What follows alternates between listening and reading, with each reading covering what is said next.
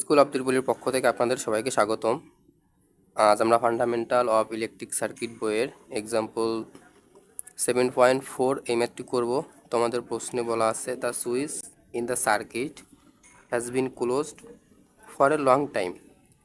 মানে সুইচটার দিকে যদি আমরা লক্ষ্য করি, এই সুইচটা আমাদের প্রাথমিক অবস্থার জন্য ক্লোজ ছিল। At T equal 0 the switch is open. যখন টির মান 0 আসছে তখন সুইচটা আমার ওপেন হয়ে গেছে। ক্যালকুলেট আই অফ টি, মানে ইন্ডাক্টরের current I of T for টির মান যখন 0 থেকে বেশি। তাহলে আমার কন্ডিশনটা কি? কন্ডিশনটা হচ্ছে আমাদের টির মান যখন 0 থেকে বেশি তখন আমাদের আই অফ টির মানটা কত। তো প্রথম কাজ হচ্ছে আমাদের সার্কিটটা দেখে বুঝতে হবে সার্কিটটা কি সোর্স ফ্রি সার্কিট নাকি সোর্স সার্কিট। তো এটা হচ্ছে আমাদের একটা সোর্স ফ্রি আরএল সার্কিট। তো সোর্স ফ্রি আরএল সার্কিটের জন্য আমাদের কারেন্ট নির্ণয়ের সূত্র ছিল I of T equal I naught E to the power minus T by tau. তো এর আগের প্রশ্নগুলোতে আমাদের আই নটের মান দেওয়া ছিল, কিন্তু এখানে আমাদের আই নটের মান দেওয়া নাই। তার মানে আমাদের এখন আই নটের মানটা বের করতে হবে কার জন্য? ইন্ডাক্টরের জন্য। তো আমাদের প্রথম কন্ডিশন যদি আমরা লক্ষ্য করি, the switch has been closed for a long time, মানে আমাদের সুইচটা ক্লোজ ছিল। তো সুইচটা যখন আমাদের ক্লোজ ছিল তাহলে আমরা চিত্রটা একটু অঙ্কন করে নেই। তো সার্কিটটা আমাদের এমন হয়, কিন্তু এখানে আমাদের আরেকটি অংশ বাকি রেখেছি আমরা ইন্ডাক্টরের জন্য। এটা হচ্ছে আমাদের ইন্ডাক্টর। যেহেতু আমাদের এখানে সোর্স ভোল্টেজ আমরা ডিসি অ্যাপ্লাই করতেছি, তো ডিসির জন্য আমাদের ইন্ডাক্টর কি হয়?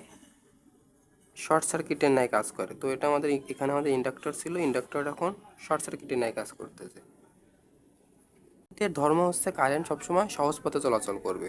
তো এইখানে সে দেখতেছে 16 ওহম রেজিস্টারে একটা বাধা আছে এবং তার অপর প্রান্তে কোনো বাধা নেই। তার মানে কারেন্ট এইখানে এসে সহজেই এই পাথ দিয়ে প্রবাহিত হবে। সে 16 ওহম দিয়ে প্রবাহিত হবে না, কারণ তার এই রাস্তাটা চলাচলের জন্য খুব সহজ। তার মানে 16 ওহম আমার কোনো কাজেই আসবে না।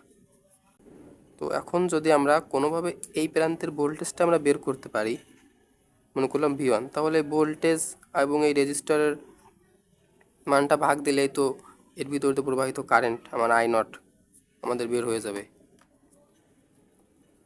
তো এখানে আমরা যদি ভোল্টেজ ডিভাইডার রুল ইউজ করি তাহলে সহজেই আমরা V1 মানটা পেয়ে যাব। তো 4 এবং 12 কিন্তু আমাদের একে অন্যের সঙ্গে প্যারালালে আছে। তার মানে বোঝার জন্য চিত্রটা যদি আমরা পুনরায় একটু অঙ্কন করে নেই, তো এই রেজিস্টার মান ছিল আমার 12 ওহম এবং এটা ছিল হচ্ছে আমাদের 4 ওহম, এবং এই দিক দিয়ে যে কারেন্টটা প্রবাহিত হবে সেই কারেন্টটাই ছিল আমাদের কত? I not.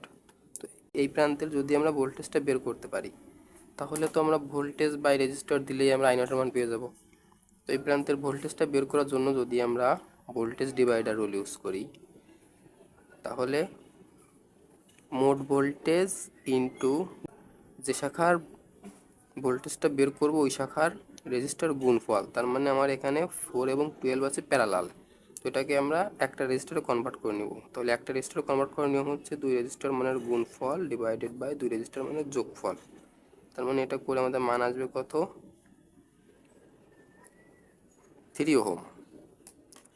তার মানে মোট ভোল্টেজ গুণ যে শাখার ভোল্টেজটা বের করব ওই শাখার রেজিস্টারের গুণফল ডিভাইডেড বাই 2 শাখার রেজিস্টারের যোগফল। এখানে ছিল আমার 2 ওহম প্লাস এই দুটো রেজিস্টারে আমার একটা রেজিস্টারে কনভার্ট করে নিয়েছে, আমাদের মান আসছে 3।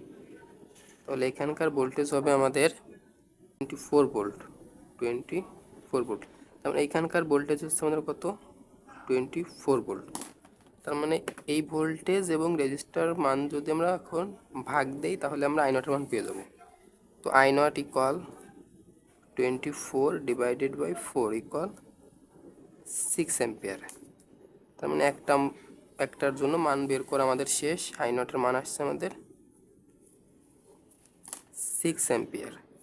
এখন আমাদের বের করতে হবে টাউয়ের মান। তো টাউয়ের মান বের করার জন্য আমাদের ফর্মুলা ছিল কি? টাউ ইকুয়াল, যেহেতু এটা আমাদের আরএল সার্কিট, তাহলে ছিল L divided by R Thevenin. তখন আমাদের আরথেভেনিন বের করার জন্য আমরা ফাইনাল কন্ডিশনটা দেখব। ফাইনাল কন্ডিশন ছিল আমাদের টির মান যখন 0 থেকে বেশি। তো টির মান যখন আমার 0 থেকে বেশি তখন সুইচটা হয়ে যাচ্ছে আমার ওপেন। তো সুইচটা যখন আমার ওপেন হয়ে যাচ্ছে তখন তো সার্কিট থেকে এই অংশটুকু আমাদের অটোমেটিকলি ডিসকানেক্টেড হয়ে যাচ্ছে। আমাদের তাহলে বাকি থাকতেছে কোনটুকুন, এইটুকুন। এবং আমরা আরথেভেনিনটা বের করব ইন্ডাক্টরের অ্যাক্রসে। তার মানে চিত্রটা আমরা পুনরায় একটু অঙ্কন করে নিব। তো এটা হচ্ছে আমাদের ফাইনাল চিত্র এবং এখানে ছিল আমাদের ইন্ডাক্টর। তো এখন আমরা ইন্ডাক্টরের অ্যাক্রসেই আরথেভেনিনটা বের করব। এটা হচ্ছে আমাদের আরথেভেনিন। তো এখান থেকে দেখতে পাচ্ছি আমরা 16 আছে প্যারালালে এবং 4 এবং 12 আছে সিরিজে। তার মানে আমাদের আরথেভেনিনটা হবে আরথেভেনিন ইকুয়াল 16 প্যারালাল 4 প্লাস 12, 4 প্লাস 12। তাহলে দুটো বাহু প্যারালাল থাকলে তাকে একটা বাহুতে কনভার্ট করার নিয়ম হচ্ছে 2 রেজিস্টার মানের গুণফল ডিভাইডেড বাই 2 রেজিস্টার মানের যোগফল, 8 ওহম। আমাদের লাগবে হচ্ছে টাউ এর মান। তো টাউ ইকুয়াল এল বাই আরথেভেনিন। তো এল এর মান আমাদের দেওয়া ছিল 2 হেনরি, তার মানে 2 ডিভাইডেড বাই 8। তো এখন আমরা ফাইনাল ইকুয়েশনটা যদি আমরা লিখে নিই, i of T equal I naught E to the power minus T by tau. তো আই নটের মান তো আমরা বের করছিলাম 6 অ্যাম্পিয়ার,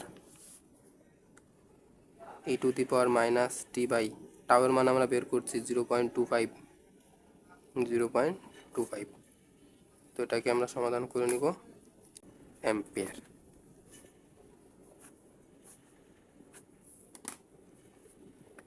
তো এটাই ছিল আমাদের আজকের সমাধান। ভিডিওটি ভালো লাগলে একটি লাইক দিবেন এবং ইংলিশ রাইটারের ধারাবাহিক ম্যাথ সমাধান পেতে আমাদের চ্যানেলটি সাবস্ক্রাইব করে রাখবেন। ধন্যবাদ সবাইকে।